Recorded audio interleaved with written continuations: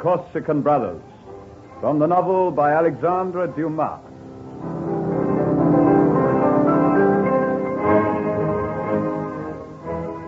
In this strange story of two identical young men whose destinies were locked together in the bond of blood, it has already transpired that Louis Prévost, the young Paris fashionable, is very much in love with Émilie Latouche, one of the young lovelies of Paris. On the Isle of Corsica at this time, another young man, identical in figure and features with Louis Prévost, has heard that some of the family he hates most in the world are passing through the district.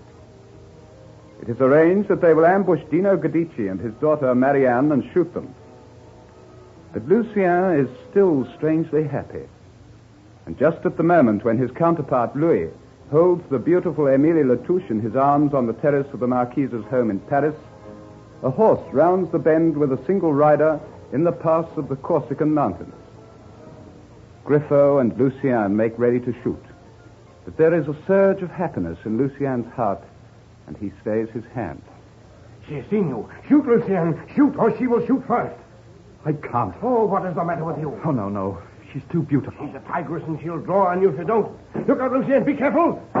You she-devil. Look, she's winning a horse now. She'll get away. Shoot, Lucien. What are you doing? Not so fast. Let me go. Let me go. Down from your horse or I'll break your arm. What do you want of me? If it's money, there's some in the haversack. Not much for pigs such as you, but if you want the money, take it and let me go. We don't want the money, mademoiselle. We want your life. My life? You know who this gentleman is? This gentleman who has your arm in a vice-like grip? Who would for 2 pins break it in two? Who are you? I am Lucien de Franchi. De Franchi? You're a de Franchi? You heard what my henchman said? Would you like a broken arm? You filth. So it was planned. You were waiting for me. You and your father. Where is he? He didn't come. Providence has cared for him. But only for a while, tigress. The de Franchis will hunt him from his lair and kill him. His own gun is accounted for 3, and yours, we've heard tell mademoiselle, you would wipe the de Franchis out of existence. They will go. This filth here and his mother. What chance have you against us? 29 of us. 28 in a few minutes, mademoiselle. What of it? Well, why don't you kill me? Kill me now. You have no fear, mademoiselle? I do not fear a de Franchi, if that is what you mean. It makes me ill to be so close to you. To have your hand touching mine as it twists my arm. Kill me and put me from my discomfort. Oh, you don't fear death? My only regret is that I didn't see you sooner. Had I been in your position and you in mine, there would have been a kill. You show poor prowess with a gun. Perhaps. On the other hand, mademoiselle, perhaps I do not want to kill you. So, you would torture me first, eh?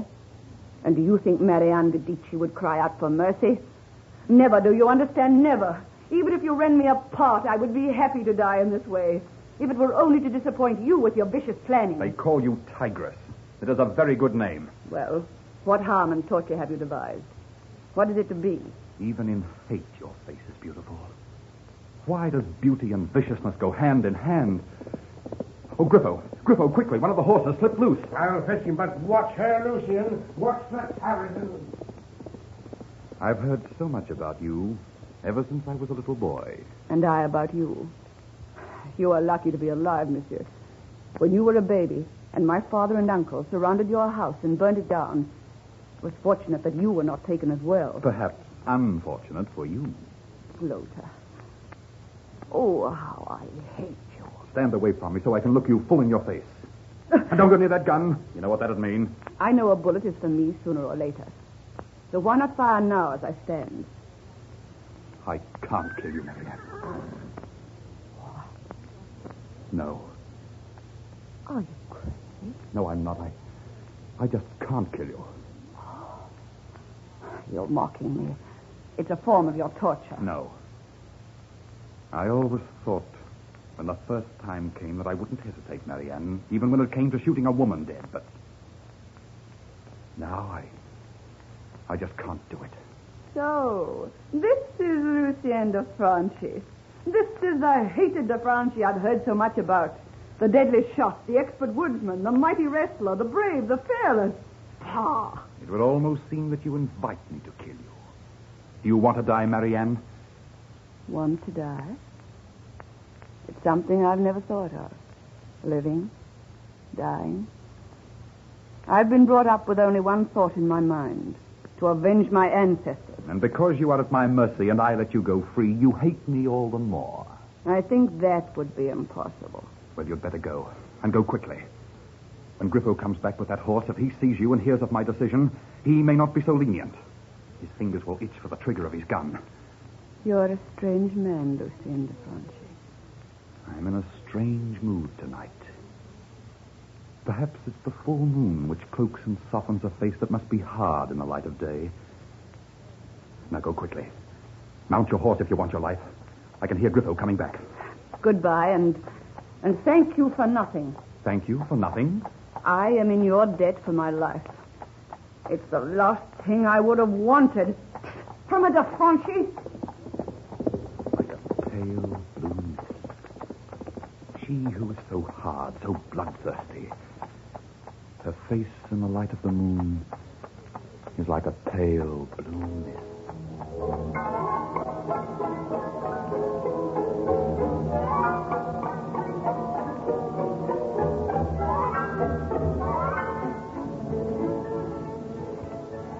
Like a pale blue mist. Your face is like a pale blue mist. Darling Amelie. Hold me closer, Louis. If only time could stand still. If only this moment could last forever and forever. It will, darling. It must. When your father comes back to Paris, have I your permission to pay my respects? I'm young yet, Louis, only 18. Father will hear from no one, not yet. But when the time comes? When the time comes, perhaps it might be possible. Perhaps? This has all happened so quickly, Louis. You and I, here on this lovely terrace, in this lovely moonlight. You who so barely know me. But I do. I've followed you with my eyes whenever we've been in the same salon together. I've waited for a glimpse of you at every opera, at every theater, at every soiree that's ever been given in Paris. Amelie, promise now, at this moment, while we're here away from the others, that you'll marry me. Oh, there are many difficulties. My father and... And what?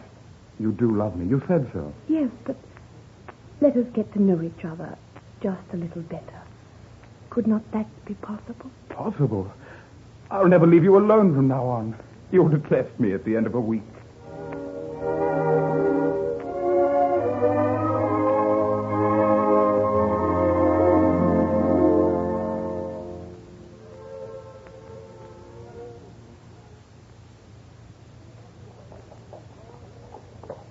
Oh, Lucien, you're ill. What are we to say to your mother? What are we to say to the world? Oh, leave it to me, Griffo. Your mother will be beside herself. Oh, yes, I know. Oh, perhaps I did wrong, Griffo, but whether it was the madness of the moment or those eyes. The eyes of a tigress. Griffo. Till one of the Gadici 67 years ago killed 2 women of our family, we've never thought to wage this vendetta against the women. Your mother thinks differently. Oh, I know Marianne should die, but somehow... I've failed at the Franchi miserably. Haven't I, Griffo? Oh, it was a moment of madness. Oh, I dread to face my mother, but I must tell her the truth. There's only one thing for it, Lucien. You must put it down to one of your strange moods. That's the truth of it, Griffo. It was a strange mood. Huh? It was? Yes. Haven't you yourself remarked about me this very night? And so has my mother. For some unaccountable reason, I was happy all day, light of heart and of footstep, until this very moment. Now I feel depressed, gloomy. A black mood stealing over me. It's because of the ordeal which lies before you, Lucien. The ordeal to face your mother. I would not be in your shoes now, even if I were to call the whole of Corsica my own. Marianne may be a tigress, but your mother, when you tell her the truth, she'll be transformed into 1,000 devils, and all tearing at you at once.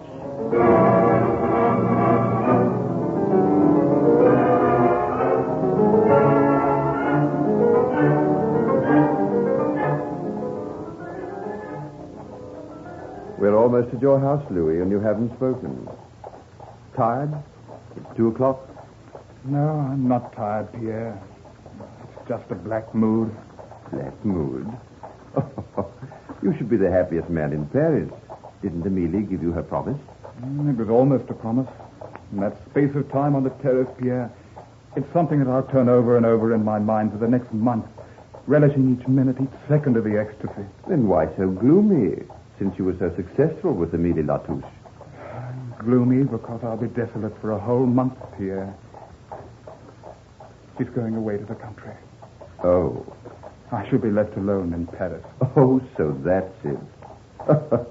What a boy of moods you are. All day walking on air, the light of love in your eye, and tonight... Oh, it'll pass. It's only for a month. A month? A month? Louis, perhaps I can solve your problem. You?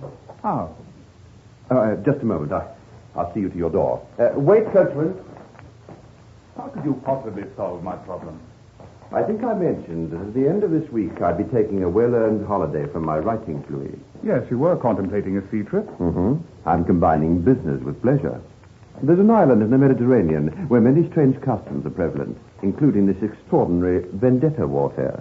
Vendetta? Yes. It's a place called Corsica. I've arranged to go there to holiday for 3 weeks. Since you'll be alone and desolate in Paris, why don't you come with me?